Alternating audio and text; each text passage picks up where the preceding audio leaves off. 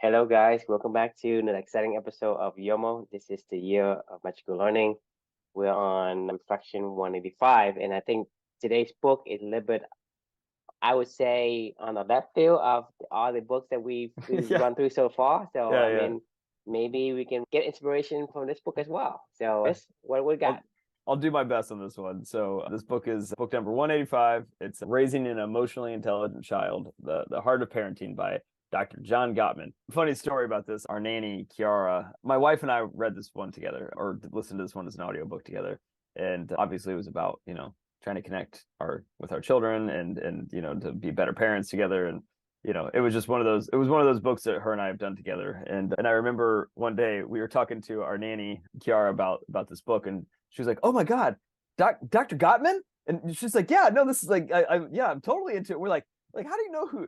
She's like, "Like the Gottman Institute." And I'm like, Hmm? like what is going on? She was like jazzed about Dr. Gottman, like he was some superhero or something. He's an Andre Agassi to you. I guess so. Yeah, It's he's like the legend. You don't know the the legend? legend of Dr. John Gottman. But yeah, so anyway, this book's about the psychologist named John Gottman and his team. This is based off 20 years of their research of techniques that parents can use to teach their children self-awareness and self-control and foster good emotional development. And long story short, that's what the title says. It's how to raise an emotionally intelligent child, right? If you're interested in that topic, go for it. I actually found it funny with my wife and I when we started this book. Like, you know, we got through it, because that's what this journey is about. Is it's not about, is this the best book ever or something like that. Some of them are going to be duds, or some of them are going to be ones that don't really connect with your dopamine and just light you on fire and want to go spark all these crazy thoughts.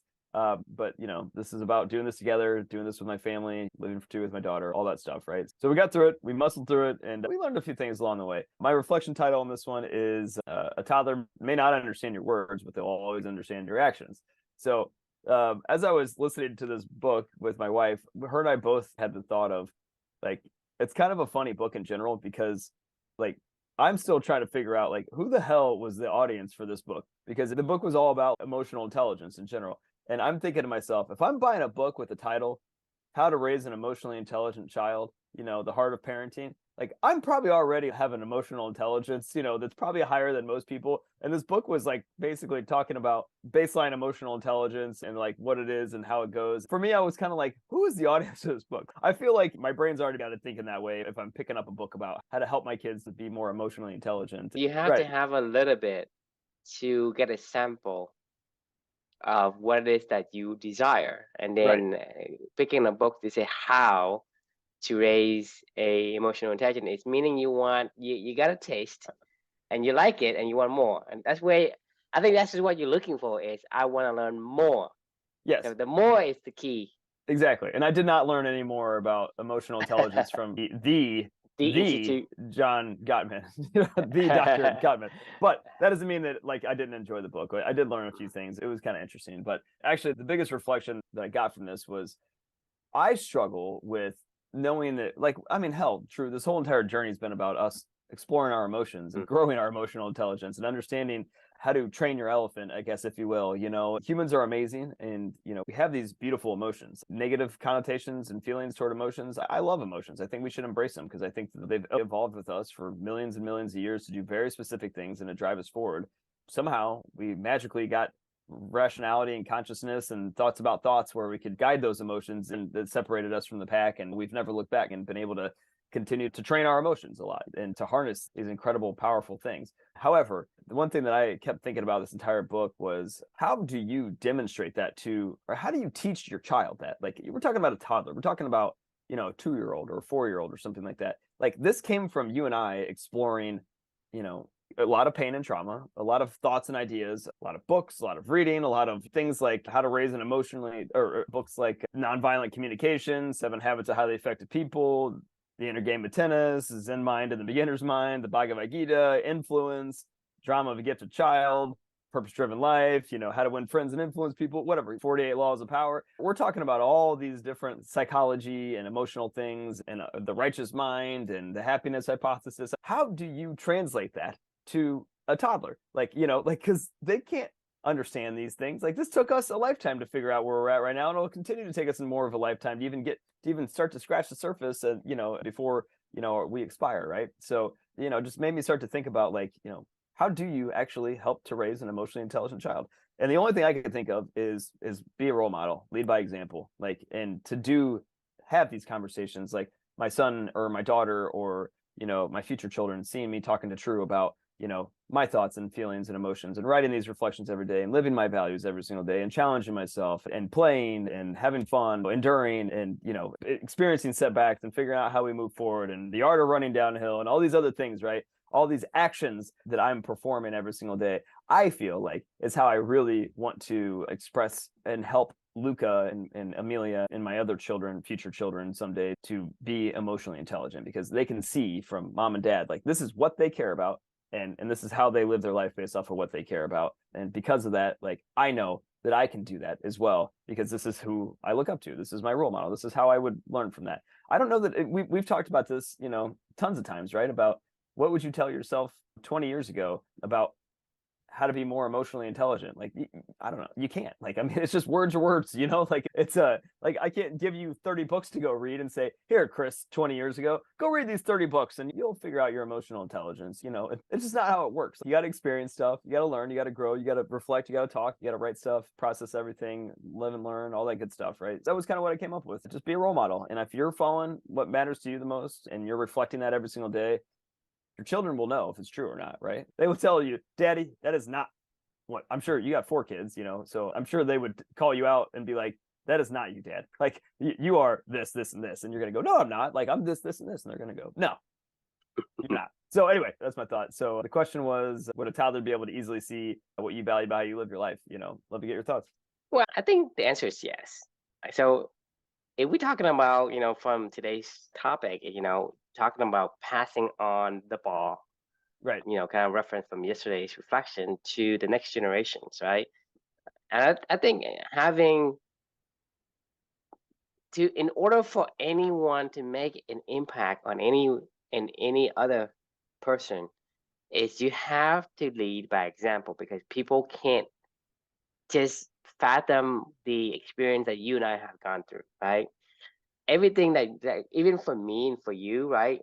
When we learn something new, we are as inexperienced as a child, right? It's only the associations that we have gathered over the past number of years that we've been alive that's able to give us I guess, a more relatable emotions, concept, and image. So, I mean, let's say you and I speak a different language that we don't know, right? There's no way that we can say anything to get you to have an image in your head that I kind of think about. But you and I think about the same thing or having the same language, right? Then a lot of these things is we associate the, I mean, think of the sound. Sound is nothing more than a clashing of the air, right? It makes a sound, right? But because over time, we associate that sound with maybe this, that, and other, and bing, bang, boom, or whatever. That's the association we have to the clashing of the sound. Like, even for example, you think about maybe thunder, right? It strike and it go boom, right? We don't understand because we never associate that particular thunder sound with anything else. Right. And so for us, right, we can't associate something without an existing foundation. This is the fundamental of the human characteristic, especially for kids, because kids, when they're younger, they have nothing except for the base DNA that you give them that say, hey, I can breathe, I can do this naturally. But everything else I have to explore and associate. Because Right. there's no way you can say, hey, this is how you feel. You can explain it all day long and they won't understand it. They're gonna have to say, well, when you say the word sad, this is when you feel, and so you reinforce the feeling, and then whenever they accidentally come across a sad feeling and you say, hey son, are you sad, right? And they associate that feeling to the Right. word sad, right? Yep. And so for me, it's all about association. This is why I think the word relatable is important. The word, does it resonance with you? kind of is important because this is called meaningful relationship because we have to understand the other person and where they come from and can we have that overlap point of reference in order for us to kind of transfer the information. If I told you that, hey, I live in a house, right? And the house is as big as, let's say we take some kind of object that maybe like, hey, it's about, you know, five 18-wheelers, right? Know how big an 18-wheeler is. So I can tell you my house is as big as a five 18-wheelers. And then that association allows us as human to connect and understand and extrapolate and then conclude to an answer what it is. So emotional intelligence is very is the key to emotional intelligence is about the relatable. If I were to say, hey, Chris, you look like you're tired, you look like you're happy, you look like you're enthusiastic. How do I know that? Right. Right? How would I know? Only because I understood that feeling and I saw that feeling in you. And I say, well, that's a pattern I see. And I understand some of what you have gone through a little bit. So I become more emotional intelligent because I can sense how you're feeling. You can sense if I'm lying because if you and I talk for a long time, just like my kids, I say I'm this and that, and my kids said, no, you're not, because they knew me and they saw me over the years and what I did, right? Like you say, lead by example. Is you live your life in a certain way, and then you told, let's say I live my life in a certain way, and I say, well, I'm angry all the time. And then they say, I'm like slow to anger. And I said, no way, you're not slow to anger. You're always angry, right? That's where emotional intelligence comes in because my kids is emotional intelligent because they see what I did, but when I told them that I'm slow to anger and I'm very, nice and patient or whatever, right? It contradicts the association they had in the past. Right. So, like I said, and if you ask the question, like I said, I don't know shit, but my hypothesis is that once you give them I guess a more like a questions to explore. Say, hey, when somebody says this, right? This Right. means that they are doing this, and you associate something, and then they have to kind of go through. Like I said, if you tell them, hey, when you're sad, I mean you're not happy, right? They're gonna say, well, what is not What's happening? happy, Yeah. right? Right. Yeah. And so they don't know. They just gets what you told them, and so kept that as a piece of puzzle until later on, and then when they felt sad, Right. then you reinforce that. Hey, your son, why are you sad, right? And they say, Right. well, okay, okay, I know what you mean when you say sad and not happy, right? So they learn over time by picking up these pieces What they of learn from the actions is what you're saying, though, is what right. how they It's experience the like the exploration. It's feeling. Right. explorations that will get these action into their personal experience, meaning Right. that the sad, the happiness. So whatever they did, it's Right. going to manifest a feeling, and then you reinforce a feeling with something that you said before. Therefore, they connect one and one together to make two. So they Exactly. associate. So it's all about associations to me, in a technical term, in a more like common term is, hey, how relatable are you? How can you relate to this person?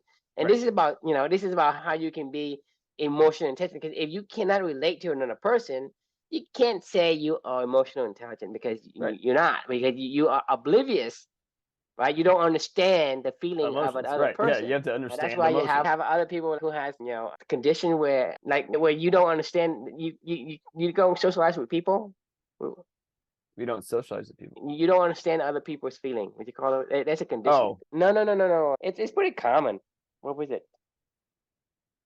I have no idea. Um, I forgot that. But nonetheless, Sociopath. Yeah. well, it's just that everyone has the ability to sense an emotion because they have felt this emotion themselves, and they can see the patterns in other people. And for me, I think having the ability to put your son and daughters into a situation where they're able to come across these kind of feelings and reinforcing these feelings. Let's say you put your son in a box, right? You put him in a box. Nothing will happen to him. He won't have any feelings. Right. right? You're But right. And I want him to have all the feelings. Like I want him to the feeling. exactly. In order to be emotionally intelligent, he has to possess or at least come across these feelings in his right. lifetime. And Right. then he needs to associate that feeling with something else, with other patterns. And then the more you associate those feelings, then they can extrapolate and make something out of it. Right. So when you say, hey, let's But say you give a kid, hey, the how to win friends and influence people, right. they have no clue. Even if it's plain language, they don't right. understand because they never have these feelings before. They have never seen the betrayal. Just like for kids, they are colorblind Right. until you tell them, hey, that guy is white, this guy is brown, this guy is yellow, this guy's Yeah, blank slate. then you associate that. But in the beginning, they are blind. They say, well, what's the difference between that person and that person? I mean, they're all my friends. I remember I wrote a reflection. It's called Blank Slate. That was about some. I'm gonna have to look that one up really fast because I know I wrote something. It was another book about kids. Mm-hmm.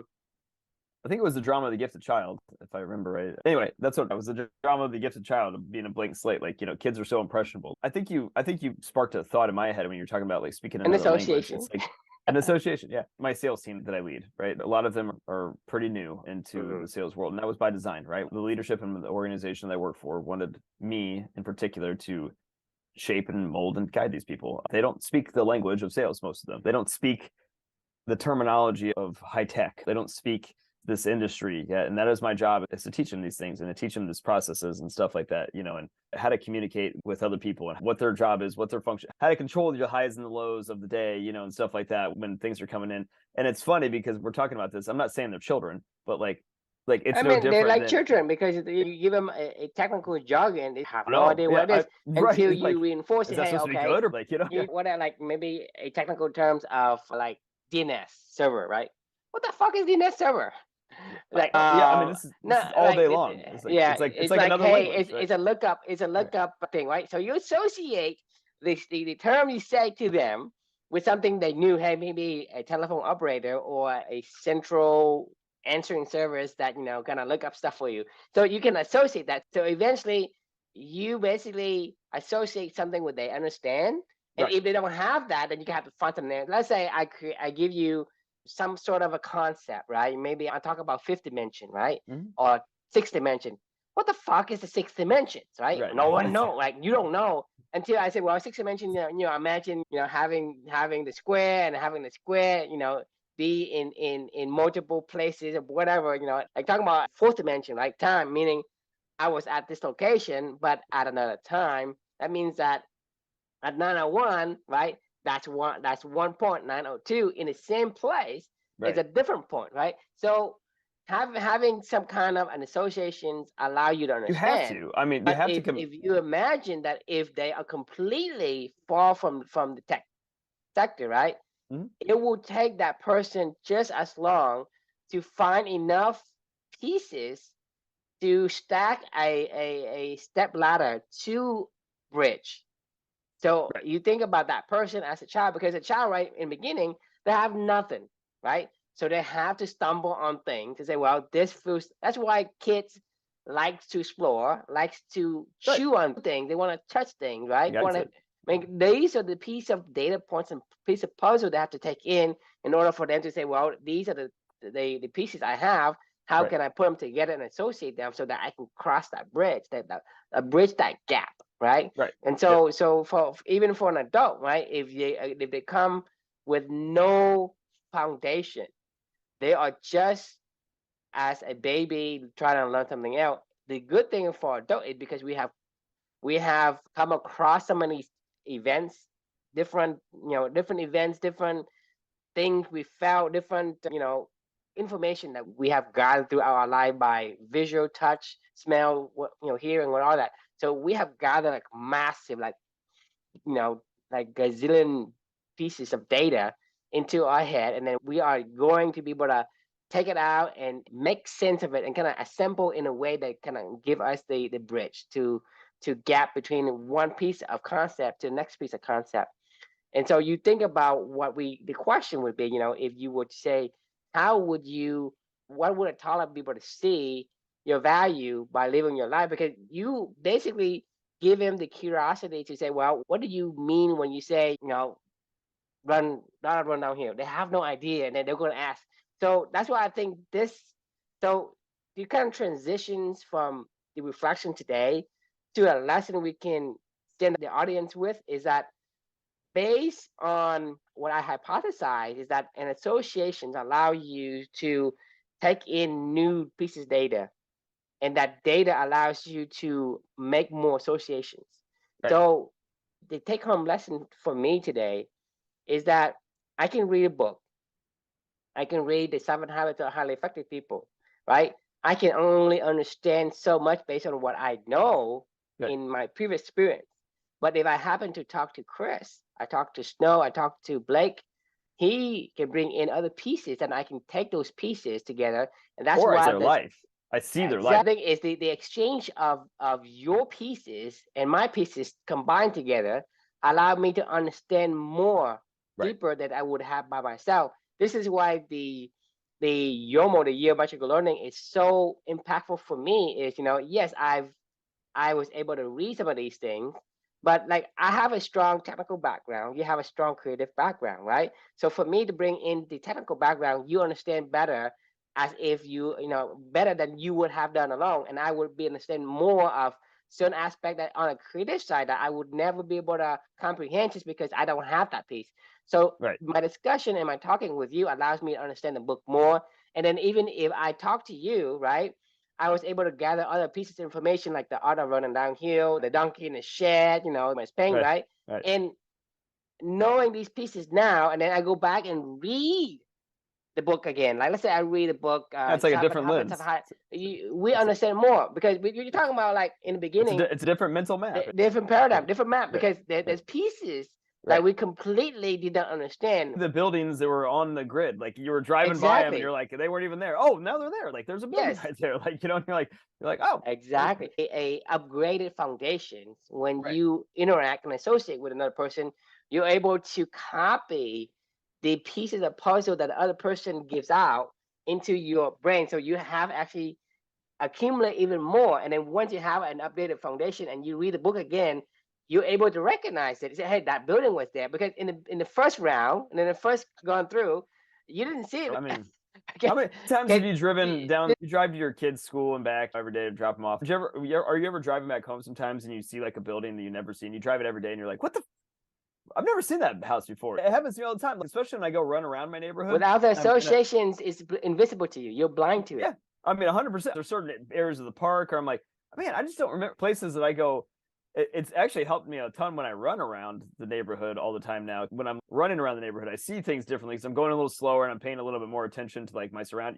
Hey, don't drop the oil, while looking at the castle, right? So I'm like enjoying the castle a little bit more. When you're in the car, you're usually in a hurry, looking at the person in front of you, you're like, get out of my fucking way. I think that book's hard to understand.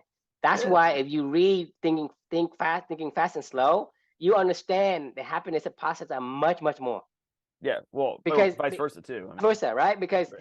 they provide you a certain set of data points and certain set of puzzle pieces that Right. allows you to associate and comprehend. But if you read by itself, you say, what does the book mean? You can't grasp the concept, and when you can't grasp the concept, it's blind to you. When you can't associate, it's invisible. And so Right. if you think about being emotional intelligent, is you're gonna have to be able to acquire all the pieces, all the Right. emotions that you would have. But yeah, I mean, But the thing yeah. is, I'm saying is there are some people who acquire more and some people who acquire less. Because, like Right. I say, if you put your son in a box or in a bubble, he won't experience many emotions.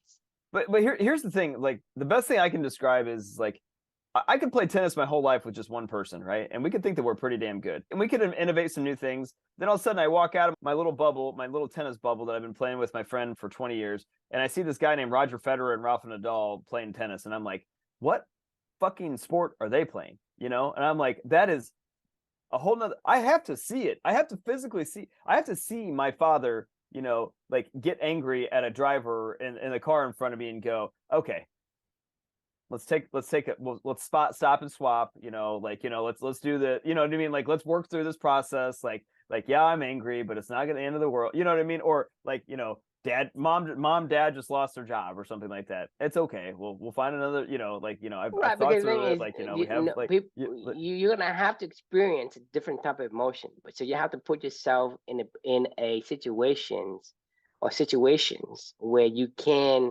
have more opportunity to experience emotions and then have reinforcement feedback on that emotion to become more emotionally intelligent. If I were an introvert, that's why introverts are not very emotionally intelligent, because they don't get out. They don't experience that many emotions. They only experience, like, you know, scare, right? Fear. They don't experience the other emotions. an introvert. It doesn't work that way, Chris. It doesn't work I that don't know. way. I mean, I You're guess not an I don't introvert. know. You're not an Yeah. introvert. I mean, you're not an introvert.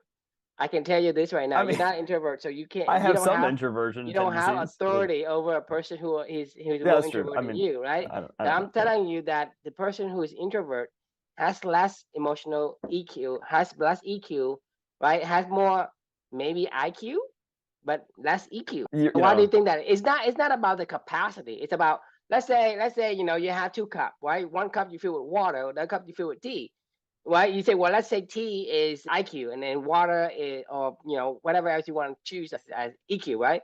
You fill it up, not to say that you're stupid or anything. I'm just saying, hey, you were spending your time on the EQ, therefore the IQ didn't get a chance to do its job. The other guy didn't do any EQ, then all he does is look at his computers or look at his books or whatever, then he has more IQ, right? Whatever it is. I'm not saying that IQ is like better or EQ is better or anything like that. I'm just saying, hey, just depending on. I mean, isn't EQ better? I mean, isn't EQ IQ? Like, I No, mean, to me, it's just a isn't this label. right? Isn't it Everything the we same do, thing? everything we have is a label. So I'm saying there's no word that can describe exactly what it Yeah, is. I So get it. it's Yeah. not to say one person is more. I'm just saying one has more information on the books, and the other have more information on the society and the feeling. Action. It's like the cup fills with different type of liquid, right? Right. It's all liquid, which is information.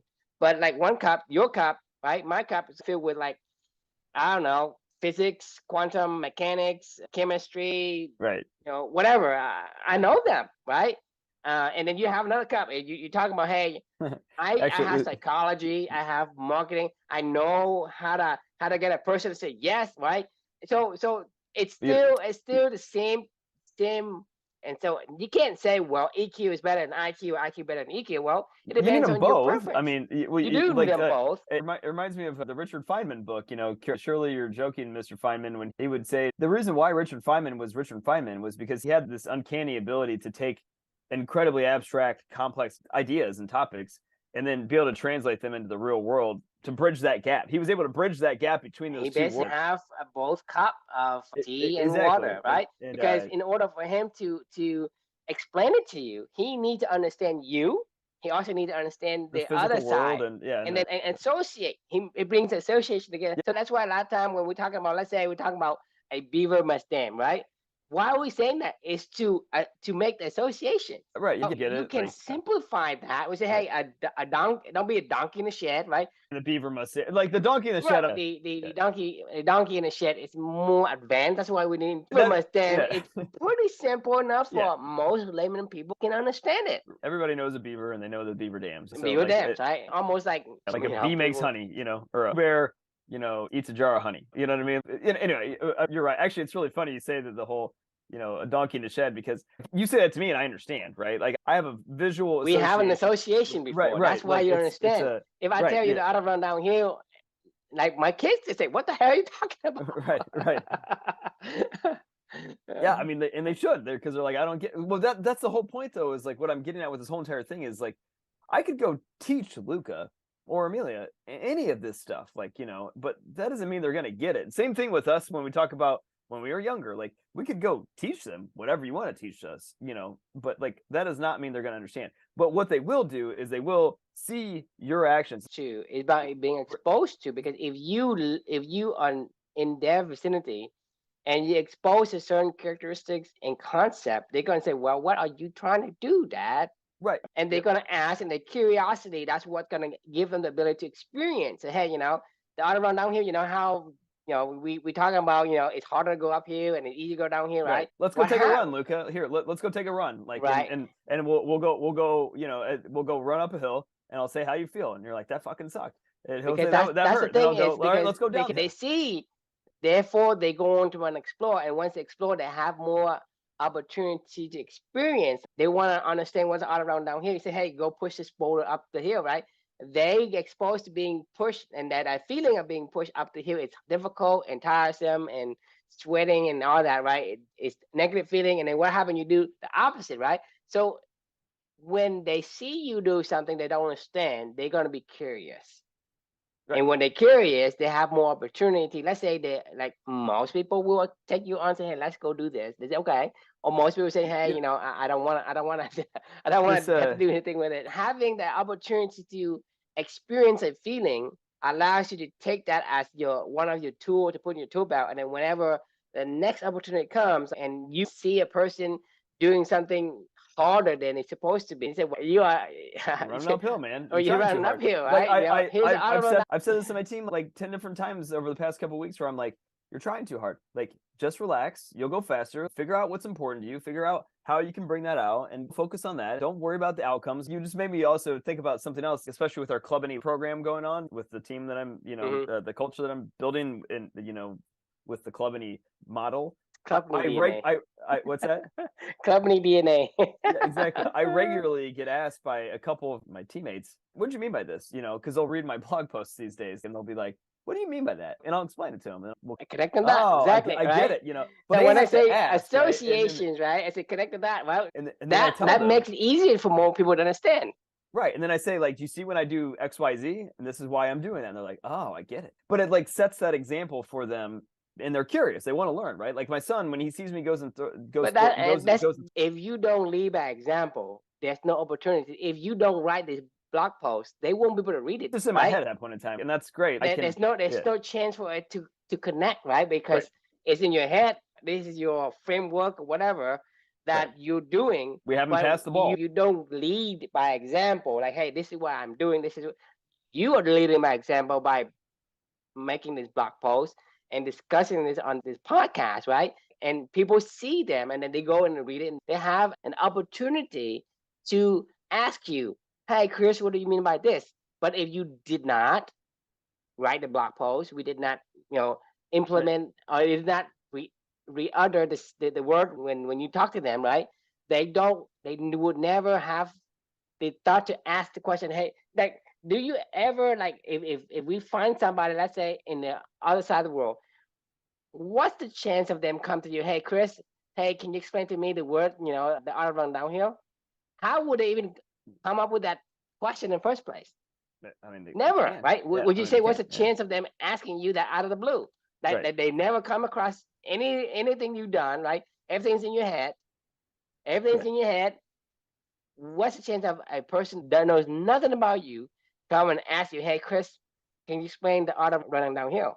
I mean, zero, but I'll flip that around. Even if you went up to just a random person and started to say the art of running down the hill, they'd be like, what the fuck are you talking about? Right. If you just randomly picked a random person on the street and walked up and were like, so I wanted to talk to you about, that a beaver must dam. Like, you might as well be that guy that's on the street corner that's like, at every major sporting event that's like, Jesus will save you, and a microphone, and people just completely. I mean, he's literally got a microphone standing on a box that he's screaming at people that are walking by him, and they're all just ignoring them. Like, oh my God, I got to listen to this guy talk about a dam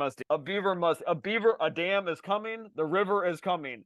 The beaver must dam, and they're all like, can you imagine, like, everybody looking at you going, yeah, I mean, this is essentially the image without you cannot bridge that whatever notch gap that you have. Scream it in their face, you could yell in their ear, like, and if that's not how it works, right? Like, the only way it'll work. The only thing that I utter a sound, which is a clashing of air molecules together, okay, and you understood what I'm saying. The thunder is same concept. It's clashing of the air molecule, and what we hear, what does that say? I have no idea. It's loud. Right. It's super loud, but do you understand what it is? My mouth is vibrating, and it's pushing air together, and it's clashing, and it creates this noise, this sound. But you understand what I'm saying? The thunder is clashing the air just the same way. But how come we don't understand what the thunder say? Good question. It's I mean, louder. It's louder right. than what I say. But no, it's about associate. We never associate that thing with anything. But we Right. associate what I say. Let's say I said the color green. Well, you associate the green with an image in your head. I Yeah, of say course. an Yeah. elephant, right? I say a beaver. I say a dam, right? You associate that. You know what a beaver. You sense what a beaver is. That's why a lot of times, like when you talk to me about some like the All Blacks, right? What the hell is an All Black? And then Right. you go and you show me the picture, and then you show Yeah. me the rugby ball, and you show me the video. You're making the dots. You're connecting the Right. dots for me. And then once I have that, right now I have a bigger arsenal of tools in my tool belt. Yeah. And then Yeah. next time I become more emotional intelligent just by talking to you. 100%. I mean, like that's the point of all this, right? Like, I mean, that like this is a journey of emotional intelligence in a lot of ways, you know. I mean, I always say this is a journey of this in a lot of ways, but it is. I mean, like there's so many different facets and multi-functionalities of this journey, and which is great, which is a human being, you know, like we're not one thing. So anyway, I feel like that's a good place to end for the day. Any final thoughts?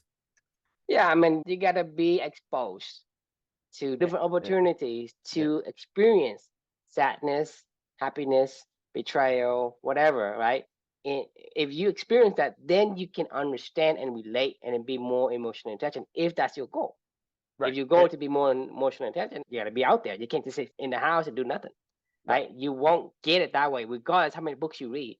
Yeah. Association at all. I will go back to Richard Feynman. I remember the class that he used to teach. I can't remember what, like, it was at Harvard or wherever he used to teach. That his students would be some of the most brilliant minds in all of the world, right? Richard Feynman was teaching, like the guy that helped to build the atomic bomb and was a world-renowned physicist and all this other stuff.